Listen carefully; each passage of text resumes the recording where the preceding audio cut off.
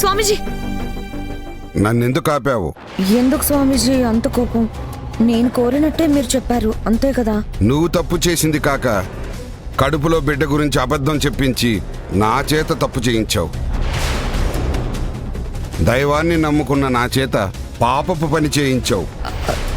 డబ్బులు ఇస్తానన్నాను కదా స్వామి.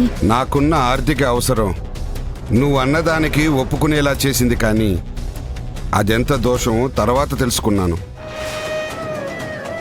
నేనెప్పుడూ అసత్యం పలకలేదు. ఈరోజు నీ వల్ల నాకు ఆగతి పట్టింది. సారీ స్వామీజీ, ఇదిగోండి డబ్బు. వద్దమ్మా, వద్దు. నేను ఒక కడుపులో పెరుగుతున్న పిండం మీద అబద్ధం చెప్పాను. అది నా బిడ్డలకు మంచిది కాదు. నువ్విచ్చే పాపపు సొమ్ముతో నా బిడ్డలకు చదువు చెప్పించలేను, తిండి కూడా పెట్టలేను.